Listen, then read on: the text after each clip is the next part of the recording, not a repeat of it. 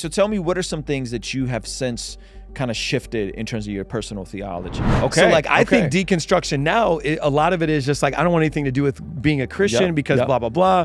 And I think in a way, you know, how much hypocrisy there was where guys would tell me, well, this is what I believe, but this is what my denomination believes. The first time I ever heard the phrase suffer well was from the Reform camp. And I needed that. That's good. That's a much different definition of saved than most people who go, Ruslan. All right, I have a very special in-house guest. One of the most interesting people, if I'm honest with you guys, that I've came across in this YouTube space. And we're going to get into all that. Without any further ado, ladies and gentlemen, Pastor Signorelli, all the way from New York, originally from Indiana. Yeah. Man, thank you so much for being here. It's so good to be here. Yes. Can we get the mic just a little closer to you? Yeah. There we go. Okay. So I want to hear your story. I want to get into the details, but I have to first the thing that's most interesting to me right now is you are a part of the deliverance movement with the Demon Slayers. Shout out to Isaiah Saldivar. Shout out to Vlad, Pastor Alexander Pagani. We've had him on the channel. However, your background was in the Acts 29 movement, and I came up, reformed everything. Theology was a big deal from like 2009 to 2012, and Acts 29 was a big movement at the time. So how does that work? How does the charismatic side work with the Acts 29 side? And then we'll backtrack and kind of tell more of your story. Yeah, no doubt. I mean, well, before Acts 29, we got to go back even further. Okay. So I was raised by a single mom, welfare, 5 kids. Okay. And we went to storefront Pentecostal churches. Okay. And this is how I think the Acts 29 network actually grew in popularity.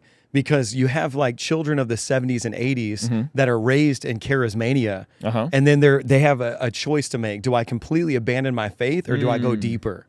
So if you were to ask me, how did Acts 29 explode in that, you know, like early 2000s? Yes. I think it was a lot of people coming into adulthood and saying, there's got to be more than what I saw in Pentecostalism. You know, so really, that's for me, that's how I started the journey. Got it. It was like, I know that what I was raised in, some of it was real, a lot of it was emotionalism, and what does the Bible actually say? And then that journey got me into the A29 circles. Got it. Okay, that's helpful. So for those folks that don't know, Acts 29 is a reformed, Calvinistic leaning church planting network.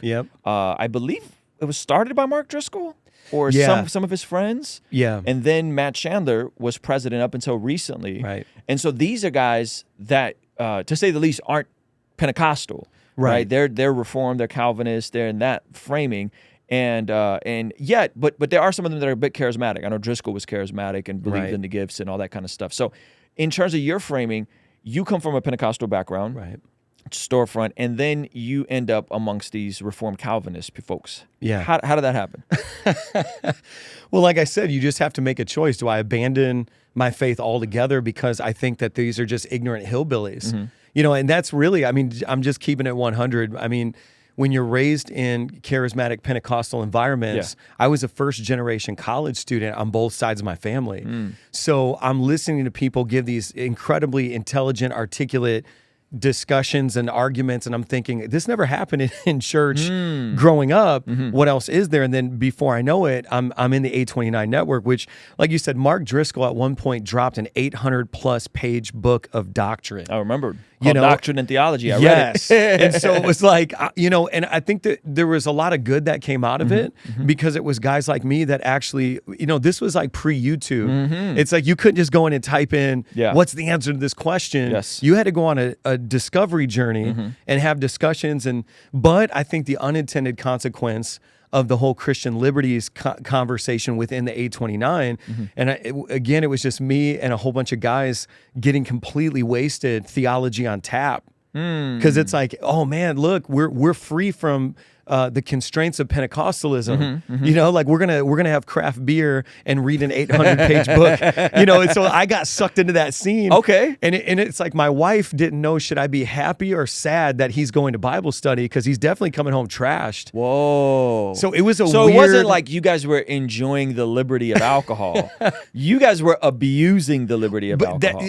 That's ultimately where I landed with all this stuff. Is like, I think a lot of the 829 network that I was a part of, the people that I made relationships with, some of it was true intellectualism. Some of it was pseudo-intellectual, and it was a response to Pentecostalism. It was almost like, in a way, the reformed version of what we're seeing in deconstruction now. Whoa. Okay. So, like, I think deconstruction now, a lot of it is just like, I don't want anything to do with being a Christian because blah, blah, blah. And I think, in a way, 829 was our version of that. If that makes any sense. No, that makes sense. It was an overcorrection of sorts. Yeah, I think it was. Okay. And I'm not trying. I know that there's people watching right now who are going to be incredibly offended by that. Sure. Because they're hardcore Calvinists, tulip, the whole thing. But for me, I didn't know. I never heard the term double predestination. Yeah. I know, and so for me, I didn't know that there was 4 classical stances on hell. Yeah. It's heaven or hell, real binary. It's very simple. Right. So for me, especially, remember there was a whole Rob Bell era. That sort of coexisted with that. I was in Northwest Indiana. Rob Bell was in Michigan. And so I was affected by that whole emergent church movement. Which now we would just call progressive Christianity, probably. Right. Yeah. And at the time, that was mind-blowing. So, okay. So I got so many questions. So as you're a part of this network and you're reformed and you're having craft beers, and were you guys brewing your own beers too? We did. I didn't. We had some pastors that brewed their own beer during this phase. It was hilarious. Cigars, pipes. Yeah. Was there ever a time? Beanies. Was there ever a time where you stumbled across something and you're like, oh, wait, we believe this? Like double predestination, I think, is one of those, right? Predestination is like God saves people. Double predestination is like God saves people and chooses who goes to hell. Right. You have no choice. People are reprobate. Was there anything that you stumbled across that, like, as you're a part of this, you're kind of like, oh, snap, like we also believe this? Right. And it kind of dazzled you a bit? Yeah, I mean, I think you mentioned part of it. Yeah. I think the other thing, too, was like how much confusion there was concerning the gifts of the Spirit, and how just things like that where, and again, I'm just bringing it, this is like raw, unfiltered. Sure. How much hypocrisy there was where guys would tell me, well, this is what I believe, but this is what my denomination believes. And I started to realize that there was a lot of, well, let me put it like this. There was a lack of integrity to what people intrinsically believe versus what they extrinsically said, because the denominationalism and the paychecks connected to that. And, so for me, I think what makes my story different is I was not in full-time ministry at that time. I was in like part-time, so I was bivocational. Got it. And so... were you youth pastoring, executive pastor? Like, I was was like role? An associate pastor. Associate pastor at a Acts 29 church. Yeah, and the funny thing is I interviewed to be an Acts 29 church planner at one point. Which I heard was a gnarly process. I heard they made you jump through a lot of hoops. It was. I mean, it was rigorous. Yeah. But again, it was all of it. It was the good, the bad, the ugly. You know what I mean? Because I read the Bible more in that season of my life than I had previously, because that environment demanded it, But then also it was kind of like anti-celebrity pastor, but it was celebrity pastor. With a celebrity pastor leading. It was so, it was ironic. And it was like, okay, so you don't wear suits, because that was like, but the clothes you're wearing are equivalent to the cost of a suit. Yeah, you're still on some fly stuff. Yeah, it was like, and we had a guy in Northwest Indiana, and you guys can look this up, who grew a massive 829 church. He had Driscoll fly out, but when the finances of that church were released and people saw the receipts of the craft beer, of the outfits, I mean, he went down. And that entire ministry tanked. Wow. So it was just like I said, there was a little bit of irony. Yeah. It was like, we're anti this, but we're going to manifest the same behaviors just with a different brand. How interesting. How interesting is that? Yeah. That like in an attempt to want to be anti-establishment or cool, rebellious, whatever, that unfortunately, and I'm still a fan of Driscoll and I've communicated with him a little bit, but that the same things they found problematic, they kind of became victims of in terms of the systems around, and the lack of accountability and the lack of structure around some of these guys. Yeah, it is. It's ironic. It's like you get to the same destination from a different road. And that's what I think was interesting. So for me, when I look back at that time of my life, I was almost like, I wanted to be able to defend my faith. Yeah. I wanted to know the authorial intention, Greek, Hebrew, Aramaic, historic, and this historic context. Yes. And it sharpened me. Yeah. But I think some of that hypocrisy I was like, because really I was struggling in my own personal life, and there was a lot of ministry I didn't get. And there's a lot of ministry I did get from Acts 29. Got it. So like, for example, like in the Pentecostal world, I was always trained, if you have a problem, pray it away. The first time I ever heard the phrase suffer well was from the Reform camp. And I needed that. That's good. It was like, suffer well. It's like, well, my dad died of a genetic brain disease. There's a 50% chance I have it and I'll die before the age of 60. I'm freaking out. I could have given it to my daughter if I have it. Suffer well. You know, and that paradigm, I mean, I needed that though. That's good. So there was just things about the nature and the character of God and his sovereignty that was completely missing from the Pentecostal perspective. Yes. And it was like, I needed that. Yeah. Matter of fact, I tell people, I don't feel like I truly got saved until I went through the whole A29 training. Yeah, because it definitely felt like we got it, like something else happened. Like there was moments where I remember like put my hand. Now I remember going from atheist to theist. Yeah. I remember putting my hand up and accepting Jesus. Then I remember being convinced Jesus is God. Then I remember like the baptism of the Holy Spirit, speaking in tongues. There was something there. I don't know what to make sense of it theologically and how it worked, but something happened. And then it was like the Reformed theology. I'm a wretched sinner and am deserving of wrath. Yeah. And Jesus died for my sin. And like the reality of that was almost like another salvation almost. Yeah, for me it was. Yeah. Well, that whole total depravity element, because for me it was almost like, you know, you're bad and now you're going to be good. Not you're totally depraved and now you're going to be alive. You know, it was just, and I think for me, my dad actually committed murder. He went to prison for murder, died prematurely, like I mentioned. And so my thing was, it was like I was just trying to be a good guy. Yeah. You know, but then I remember screwing up in marriage in that time, struggling with alcoholism because I was dealing with my dad's death and all this stuff. All while being all a Christian. At the same time. Wow. All at the same time. Huh. And in the midst of that, I remember having that recognition of like, I can't be good. I don't physically have the ability. This is not something I can be counseled into. This is not a psychological thing that it could happen in a therapy session. And just that realization of, without the gospel, I am my dad on my best day. Wow. And it was like, I remember it hitting me, but for some reason that whole, like, let's end the non-denominational Christianity, Romans chapter 10, verse 9, raise your hand, say this prayer and you're saved. It didn't hit the same as, the total depravity side. Yeah.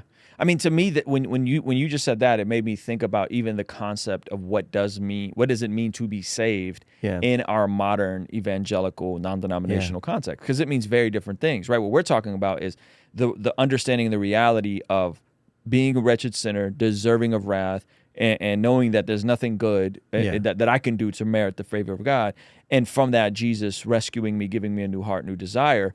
That's a much different definition of saved than most people who go, well, do you think, once saved, always saved? It's like, well, what do you mean by saved? Yeah. What are you saying? Like, if someone put their hand up at some revival once upon a time, right? Like, are they for sure in? Are they like, I mean, saved, born again, transformed, regenerated, filled with the Holy Ghost? Totally different thing than I think, not a totally different thing. Salvation is salvation, but different in the sense of like, what are we talking about? Soteriology. It's not just a prayer and a hyper grace or a name it, and then all of a sudden you are. Like, there's a regeneration that happens in the heart of a believer. And, for me, it was a process. Some people say it's an instantaneous event. Some people I wish I knew like the date I got born again. Like, I don't, folks got like their Bible. The birth date. I know, I got my new birth. It was 3 years of wrestling and fighting with God.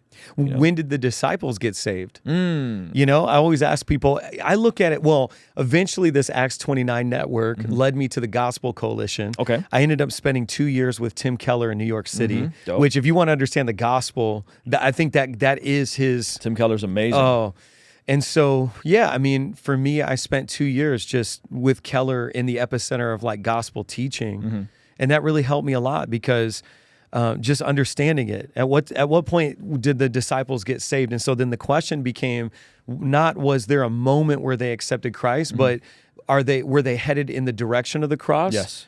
in what proximity to the cross, yes, or because there could be somebody standing under the cross but facing away, and there could be someone far off but looking in the direction of the cross. And so it was like being with Keller taught me it's about direction, not about proximity, and just blew my mind. Wow. You know, it's That's like, am I looking at the cross even if I'm far away versus someone who's standing right below it looking in the opposite direction? Yeah. And just wrestling with that stuff. That's so good. Now, how do you then transition? Well, I got another question about the Acts 29. Was coming up in the Pentecostal circles, was there ever a part of you that kind of like, you know, because Pentecostalism, modern day Pentecostal, was only about 120 years old, right, from the Azusa Pacific revival. Was there ever also a part of you that went like, oh man, it's cool to be a part of something that seems to have much more history to it? Talking about dead guys and Martin Luther and you know, Charles Spurgeon. Right. I didn't know about any of these guys. Like I loosely heard about Luther, but I didn't know about Charles Spurgeon, Jonathan Edwards, Wesley. None of this stuff is all foreign to me. Right. So there was like, oh, this is cool that there's some history attached to this. Right. Was there some of that for you as well? Oh, yeah. Well, again, I even started this by talking about storefront churches and just the concept of it's a DIY. And there's a lack of accountability with that. So I really like the idea that, this belief has actually survived hundreds of years, not dozens. You know, but and so there was, but at the same time, even when you study the reformers and you study revivalists and you hear all these stories, I think what was hard for them to amend was how could the gifts and operation of the Spirit be happening, but also this, and just watching guys that I respected try to wrestle with those questions, and then knowing that I came from Pentecostalism, where I do feel like a couple of times in my childhood I did see the real thing. Amen. How do you make that all? How do you marry those worlds? Do you think Driscoll married those worlds well? And again, not as an endorsement of his Mars Hill and any of that kind of stuff, but in terms of his theology, it always seemed like he would talk about the prophetic and he would talk about visions and dreams, and he would talk about these supernatural things that would happen.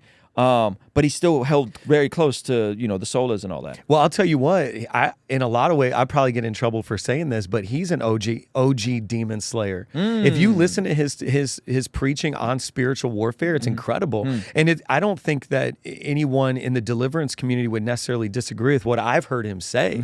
So you're right. He's very much open to the supernatural realm, and and if you follow him. But here's another thing, though. And this is something I've been facing more and more. You become this avatar. You become like, people don't actually like. Jimmy Swaggart was a guy that a very scandalous, controversial dude. Sure. I only knew him as the guy crying, "I have failed." That classic Jimmy Swaggart. Yep. I remember one time saying, "I'm going to actually watch a Jimmy Swaggart sermon. And it was mind blowing. And I was like, oh, this is why he's famous. I think Driscoll is more known for his controversy than he is for... I think a lot of people have never watched an entire Driscoll sermon. But to answer your question directly, I've heard him teach a lot on the supernatural, spiritual warfare. I mean, there's a crazy story I know. John Piper talks about casting a demon out of a girl in college. But you don't think of Piper as a deliverance worker, but he's got a story. That's good. That's good. So how do you then kind of evolve from Acts 29 to now you plant one of the fastest growing churches in the country, a massive church in New York City? You guys have over 7,000 people that gather with you guys across 3 campuses. Is that correct? 3 campuses, global house churches everywhere. How did that happen? Because that was 7 years ago you planted the church, and so how does that go from Acts 29, associate pastor, drinking beers, reading Driscoll's Doctrine of Theology, to having one of the fastest growing churches in America? Yeah, so we're in our 6th year, 7 years total that we've been grinding V1 Church out. And so going back to that story when I'm, theology on tap, Acts 29, reading books of theology, I really was struggling a lot. And I see how in a lot of ways God didn't intend all that, but used it, if that makes sense, because I was navigating through these concepts and working out my salvation with fear and trembling kind of thing. Amen. And then I come out of that season, and I guess really what it was is like, what do I believe? I know what Acts 29 believes. I know what the Gospel Coalition believes. I know what the Pentecostals believe. What do I believe? And some of it I'm certain, and some of it I'm not. And so I started to go on that journey. And I think that good leaders don't always tell you what to think, but they invite you into the wrestling and they invite you into the conversations. And so for me, I think it's like, obviously in the essentials, it's like, no, this is definitive. We do know this.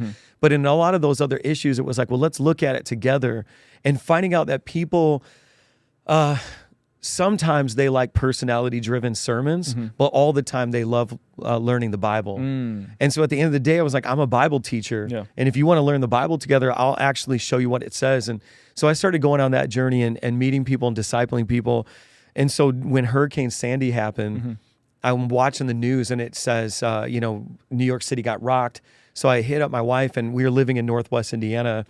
And I said, man, I just feel compelled to go to New York City and just serve people. That's when they were rationing the gas out at the gas stations. People were in warming tents, whatever. So I brought an acoustic guitar and a chainsaw.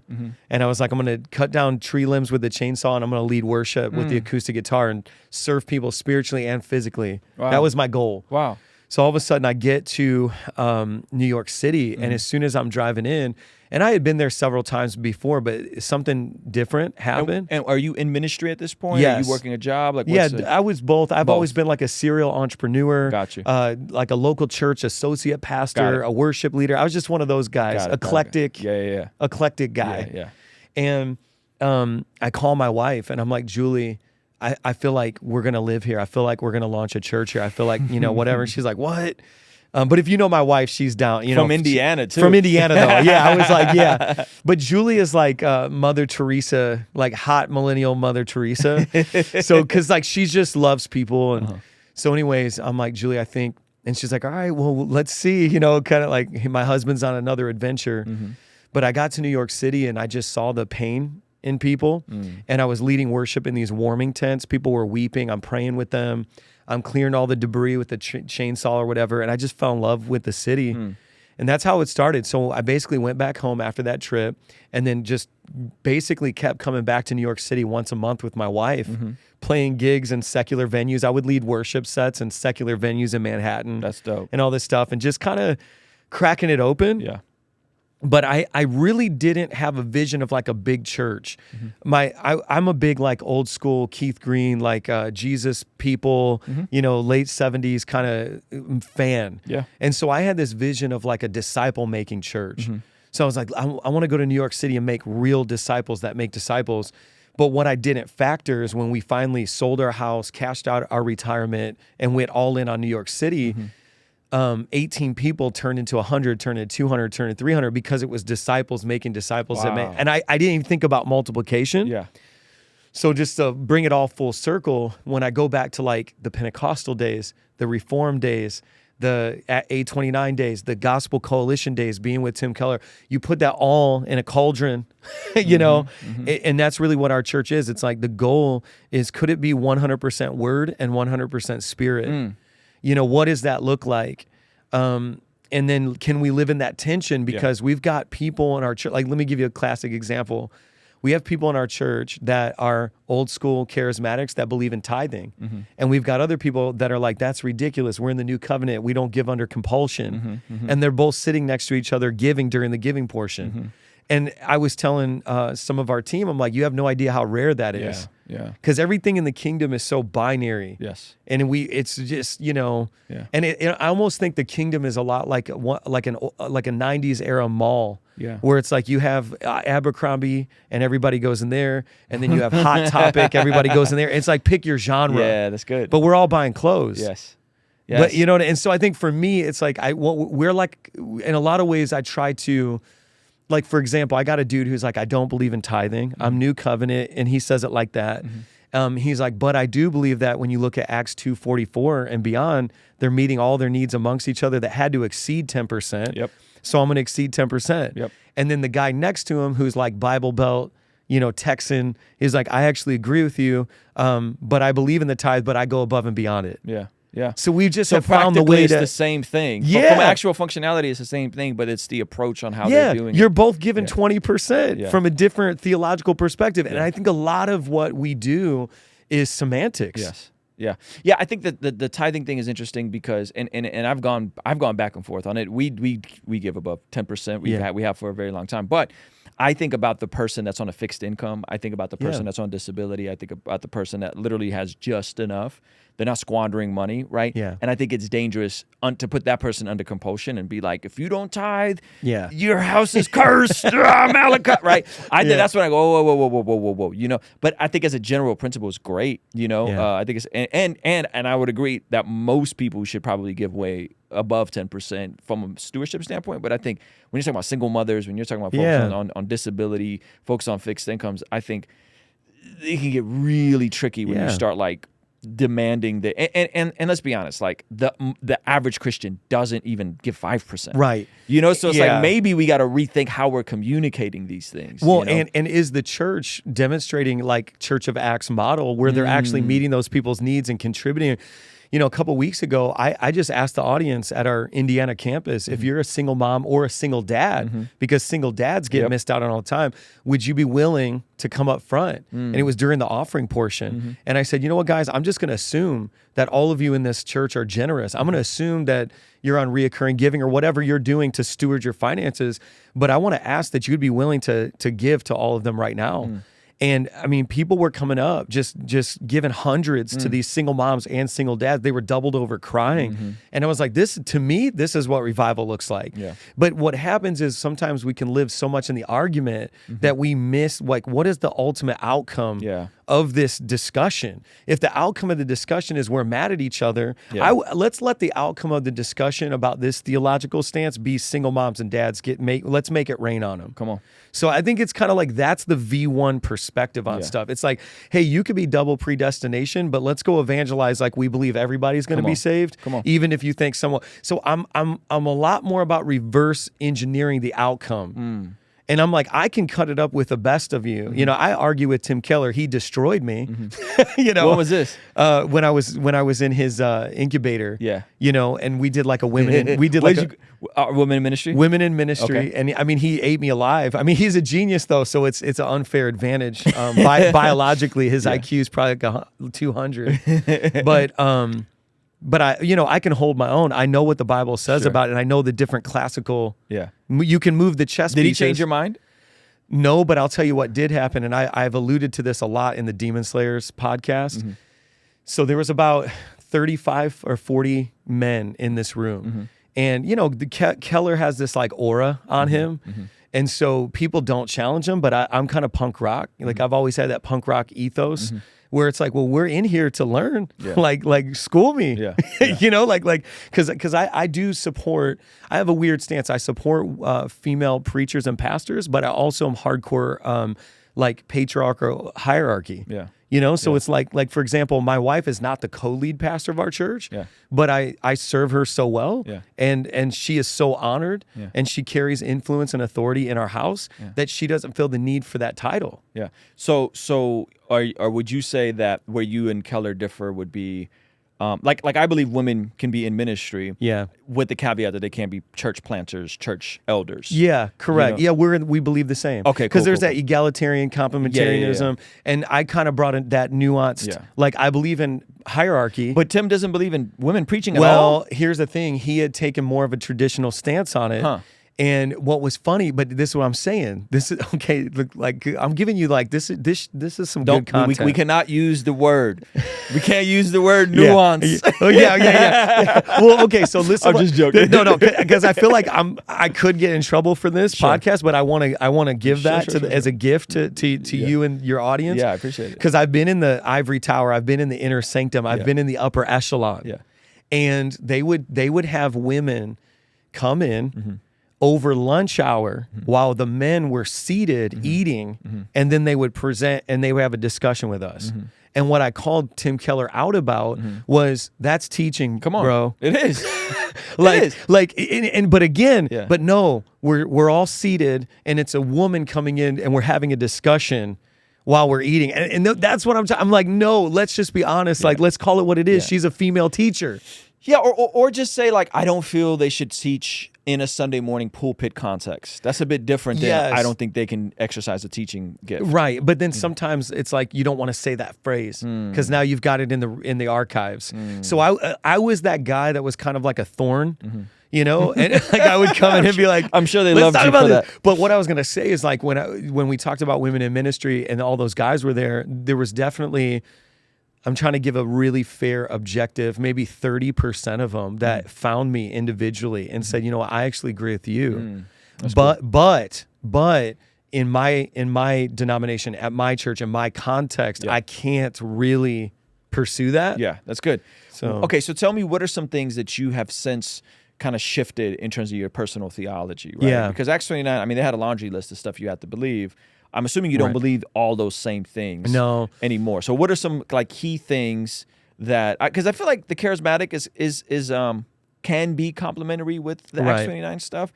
But outside of like the charismatics and the gift stuff, like what are some things where you're like, well, I don't know about this thing anymore? Right. Yeah. I mean, going back to that double predestination or destination conversation, you know, for me, it's more my understanding of the human will has evolved and changed. And, you know, I kind of went full circle. And that was a funny thing. I remember you get those revelations and you're like, man, my old school Pentecostal mom was right, but she doesn't know why she's right. If that makes sense. Like she just believes it, but actually she landed on target for that. So for me, I think it's some of those conversations, you know, about the nature of God. And are you familiar with like Dr. Leighton Flowers and provisionism? Yep. Okay. So I think that's to me, that's a good bridge between Calvinism, which he was a Calvinist, and like full on Armenianism. Yes. And I think it's a good his little provide acronym, which if you're listening or watching this, you should go look it up. It's really good. The provide acronym I think is really good because it still affirms original sin and it still affirms the providence of God, but it doesn't classify faith as a work. And in a Calvinist paradigm, faith is a work that only God can do for you. You can't do it for you, where they say faith is not a work. Yeah, actually, I have a friend who's a Messianic Jew, and he actually said that works are a form of allegiance. Works are a manifestation of allegiance. And so like the allegiance is intrinsic, but like when you have an allegiance to a country or a king, then works are going to be the unintended consequence of that allegiance. Yeah. And so I think, again, you know, what I kind of came out with is there's binary thinking. It's either one or the other. And then there's this other perspective where it's like, well, what if it's paradoxical? And I think that embracing that paradoxical nature to say, what if both of these things are true? And that's why there's so much YouTube discussion about it, is because they're both, and it's not like saying they're both right. It's just saying there's aspects that you're advocating on that can also be true why this is true. So I think that was a lot of what I, you know, kind of went through. Got you. And then where in the process did you have a kind of like a full-on embrace of deliverance? And I have no idea how often like deliverance happens at your church. I know having Pagani on, like he said, it doesn't like once every 6 months they'll do a deliverance thing, which can be kind of confusing. People see him, discover him on YouTube, want to go be part of his church, and then they're like, I thought we slay demons every Sunday, right? So so like when did you discover deliverance in the way that you're probably known for now online at least? And how does that practically look on a Sunday morning? Yeah, so when I was a teenager, I went to church in South Chicago, and we were like the only white family in South Chicago, and it was just a small Pentecostal church, and predominantly it was like just people from the neighborhood, and then the neighborhood started to shift, and people from Puerto Rico started moving in. But then these Puerto Ricans came in, and they were like, we come from multi-generational witchcraft, and then demons were manifesting. It got crazy. We had no idea how to do. This was the late 90s. We had no idea how to deal with that. So it was just like, you know, just people screaming, come out, or whatever. And then there was a guy named John Eckhart, and John Eckhart is kind of like a prolific deliverance guy. He's written all these warfare manuals and stuff like that, and he is based out of Chicago. So back in the 90s, he would send teams into different local churches to try to help with deliverance. And so someone from our church reached out to John Eckhart and said, we've got all these people coming from Puerto Rico. They've been involved in witchcraft. Demons are manifesting. What do we do? So as a teenager, I'm basically being trained in deliverance. So my thing is, I thought it was normal. Like, because in my environment, in South Chicago, it was like, yeah, people just do witchcraft, and then they're coming in, they're being confronted with the gospel, and demons are manifesting. That's normal. You Mark chapter 5, whatever, you see it all through the Bible. Mark 1, he's in a synagogue, a guy screaming out. So then I go to college, and I went to Indiana University. I didn't even have a vision for full-time ministry. I didn't even think like that because I never even met a full-time minister growing up because I was raised in the hood. Everybody had 2 jobs and pastored or whatever. Right. So then, you kind of go through A29, blah, blah, blah. And you did hear stories, whether it's Mark Driscoll, I mentioned John Piper from kind of the Gospel Coalition world. They all have stories of demons and deliverance. So even traveling within different bubbles, you'll hear enough about demons and deliverance to normalize it. So fast forward, and I've always done deliverance, but for me, I've always considered myself a gospel preacher. And I look at like supernatural healing, and I look at deliverance as something that just accompanies preaching the gospel. It's not a guarantee it's going to happen, and I always say we're seeking the deliverer, not deliverance. That's good. We're seeking the healer, not healing. Yeah. And so the emphasis for me has always been Jesus. But then like I said, the consequence of that is healing and deliverance. So with V1 Church, it was like, of course it happened. We would pray for people just like any church in America does. And we would see healings. As a matter of fact, one of the reasons why I think our church in New York grew is like some of those early stories. We had a guy come in who was a surgeon who had back problems. We prayed for his back and his back was healed. And as a surgeon, he's like, I don't have a framework to explain what happened to me. So, that's complicated. Yes. That's complicated because it's like these are not just like low intelligence, emotional fanatics. Sure. These are like New Yorkers who will tell you straight up. So anyways, and then same thing with deliverance, people manifesting demons and getting free. It was really in the pandemic. I'm living in New York City. The shutdowns, the lockdowns happen. Do you remember seeing the refrigerated trucks where they were loading the bodies in? That was like literally in my neighborhood, one of them. Wow. So it's complete panic. Yeah. Remember that point in the pandemic where they didn't know what it was yet? And everybody's freaking out. Yes. It's like I wouldn't even let my family leave our apartment. And I'm like, Dad's going to go out and get food like I'm the hero, That in that era, my wife was like, Mike, you need to go live on your phone and you just need to minister. People need comfort. They need peace. I really had not thought of myself as an influencer or a matter of fact, I thought it was cringy, holding your phone like, what's up guys? That persona. Yeah. And I was like, no, I'm a real pastor. But I really got to shout out my wife. She was like, people need it. Yeah. They just need, so I basically started going live. I didn't know what I was doing. I'd have 90 people on, 100. Yeah. And I'm running out of topics because now I'm going live every day. I'm used to preaching once a week. And then one day I woke up, and a lot of the way that I discover my purpose is always, what do I think the devil doesn't think I'll do? Like that's when Christians are like, how do I discover my purpose? Well, do what the devil doesn't think you'll do. There's something in that. And so I was like getting more and more comfortable going live. And I was like, I bet the devil doesn't think I'll confront him live. So that's how it started. And then the other thing is I tried so hard to be perceived as this intellectual Christian and this Bible-based guy that I also was like, man, there's something in my ego that doesn't want to be lumped in with all those deliverance people. Interesting. But I think I could teach it in a way they don't teach it. That's how it started. I think I can steward that. I think I could communicate it. And that's how it all started. But because it still needs to be exposed. Yep. So then all of a sudden, the first day I went in, it was like Deliverance 101. All of a sudden, my live stream goes from 90 to 600, 700, 800, 1,000, 2,000. And I'm tripping because I'm like, this is blowing up. And then I just kept going. It basically, all the comments were asking me questions. So I ended up doing this like 16-part series every day during the lockdowns on deliverance. And it just evolved. Interesting.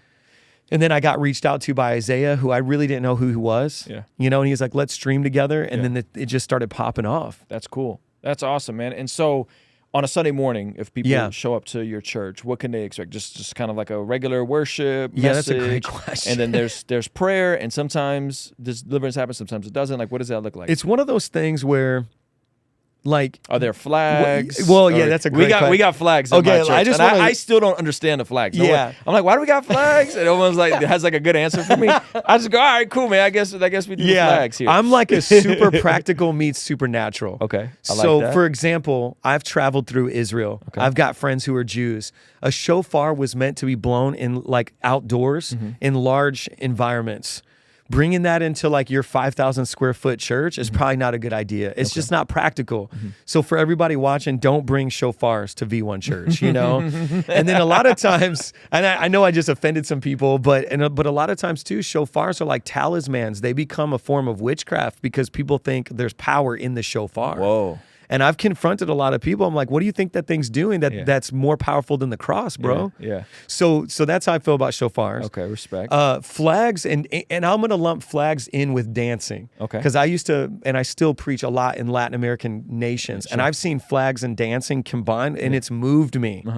But again, if you don't have a designated space for it and you're going to clock somebody with a flag, because you know what I mean? So we have like a little space by the side. Yeah. So will you see a flag? Yes. Do we always have enough room for it? No. Yeah. But I'm not against it. Sure. We did have a whole family show up with tambourines. Okay. Like an entire family. Respect. And were they on beat? No. That's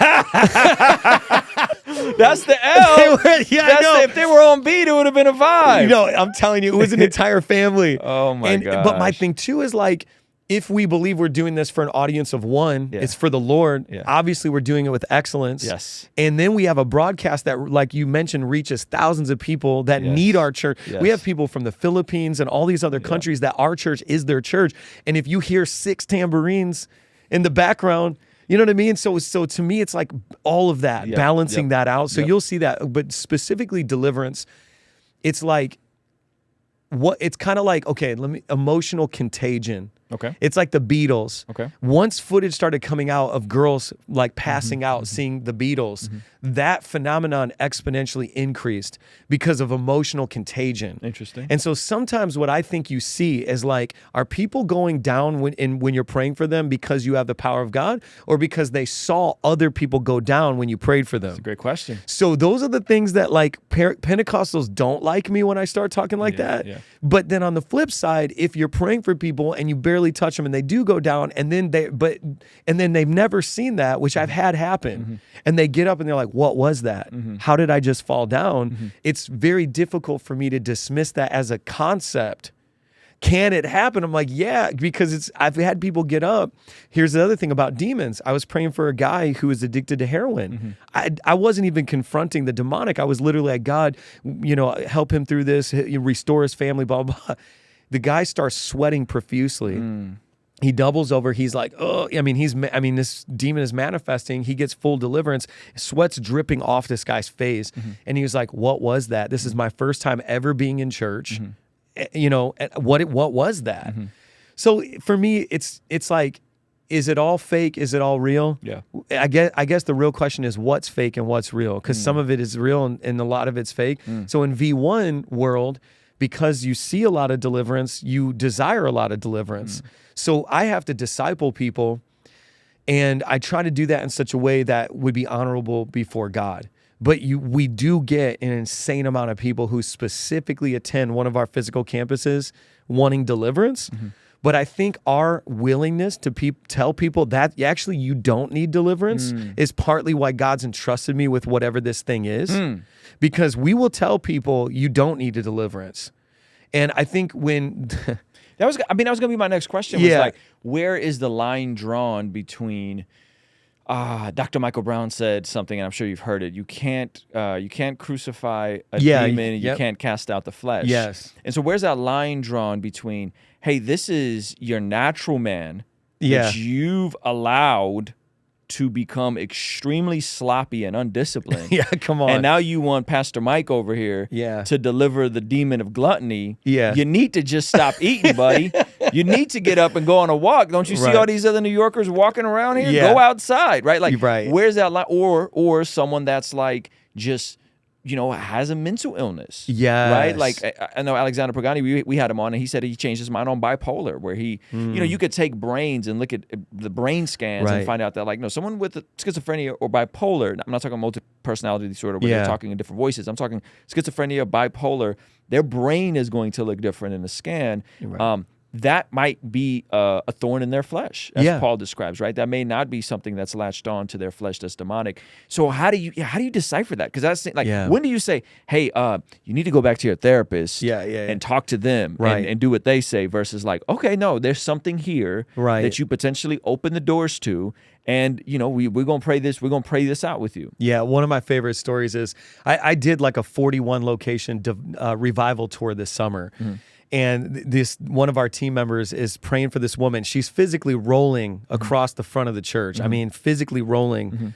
And the person's yelling, Jezebel, come out, Jezebel, come out. My wife goes over there and literally just looks at the woman. She's like, hey, just stop faking it. Just get up. The woman, mid rolling around and screaming, goes, okay. I mean, I watched this woman, her eyes open. She's like, okay, and she sits up. The prayer team member is like, "Whoa, what just happened?" And Julie's like, "You've gotta learn discernment." Yeah, and I never want to dismiss the supernatural ability to discern. Yes. I do believe the Holy Spirit. I tell people all the time, you don't get better at deliverance. You become more surrendered to the Holy Spirit, because that has to be part of it. Like, every time I teach on deliverance, people want me to teach formulas, because formulas are very easy to remember. They're easy to memorize. It gives people confidence.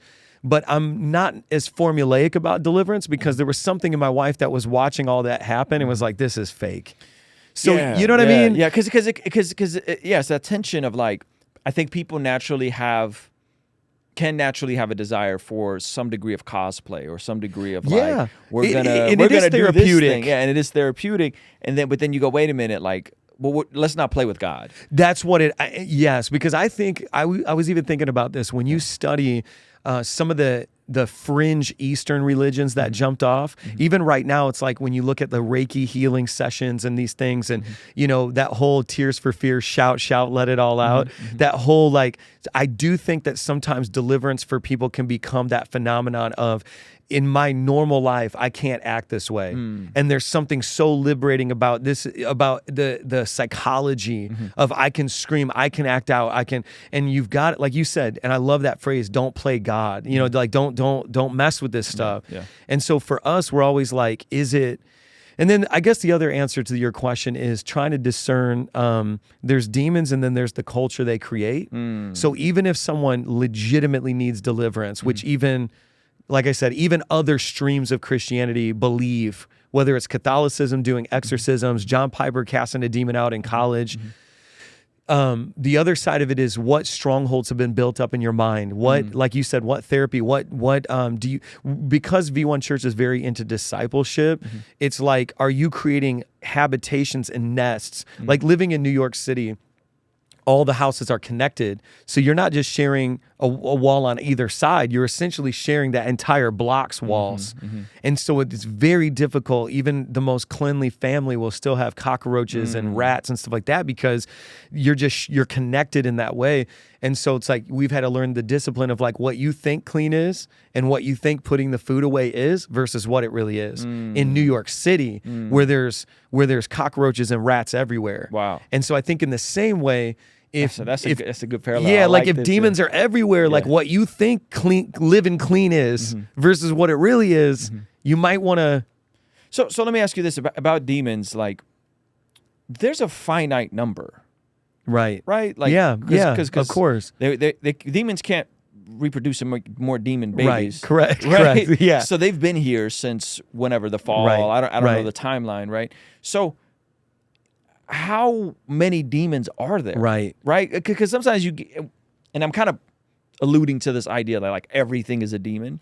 Right. Versus what you said, which is like, there's a culture that demons create. Yeah. Right. And then there's the wickedness of our heart and the depravity of our heart. And that, like, people with power, whether it's running a denomination church or whether it's running governments, they're going to do some wicked stuff, right? Especially if they're not born again. So how do you process that? Like, how many demons are there? And, like, because everybody can't have a demon at the same time. And I'm assuming our world population has doubled in the last 50 years. So we have 7 billion people. 50 years ago, we had 3.5 billion people, right? I'm assuming that there's not, it's maybe a bad assumption on my part, but there's not billions or trillions of demons, right? Whatever. Well, we don't know. We don't know. That's the hard part. Right? And so like, how do you navigate that part of it? Because I think that's a very because the other side of it is that everybody gets nitpicky over every single thing that other people do. That may be just a personal conviction thing. Right. You know, it's a really good question. I think, well, biblically, you have the man with legion, which is very weird to think. For we are many. And then you're thinking about like a 5'6" man. Where are all these demons physically in his being? The woman who was doubled over for years and years of her life. Jesus didn't say, back be healed. He actually cast out the spirit of infirmity and she stood up straight. And so, okay, so this demon is in her back.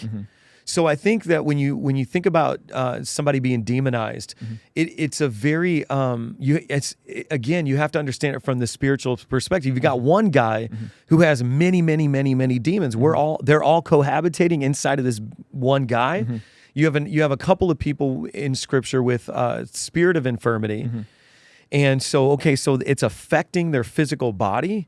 So I think, and the problem with most churches is that 99% of churches will pray for physical healing, but it feels like 1% of pastors have the biblical wherewithal to say, from the stage, spirit of infirmity. And I think that what we're trying to work out all the time is like, okay, I'll give you my example. I had a lower back injury from back in the day, and maybe like 25 years of extreme lower back pain. And I put oil on it. I anointed my back. You know, I did everything I could. I prayed for it. I thought, could it be a demon? You know, you run the gamut. Like, I'm a young dude. Why does my lower back hurt? It wasn't until I moved to New York City that I went to physical therapy, and it was like 17 weeks in of like these electrodes shooting my back and intense, workouts and all that stuff. I woke up one day and I'm like, my back doesn't hurt. And obviously that wasn't a demon, but the extremity of the discipline it took to get there, I was never going to do it on my own. Wow. So I think for me, it was like matter of fact, when I was doing the workouts, in this facility, they would watch me do it, and it was awkward because I was doing these like lunges up. It was weird, and I was like, "Wow, you're really gonna watch me do this?" You know? Yeah. But it was almost like, but the accountability, like people tell us that they're working their lower back out, and they really aren't. So I think to answer your question about demons and what is a demon, what's not, it's like this. It's like looking in your backyard and telling somebody, "Look, there's no insects." But until you get down and crawl through that grass, you're not going to see them. It's like saying there's no insects, but you never turned over any rocks. And so I think a lot to kind of like counterbalance this argument the other direction. I think what a lot of deliverance ministers are doing is they're getting down into the grass and saying, just because from your perspective there's no insects in this backyard doesn't mean they're not there.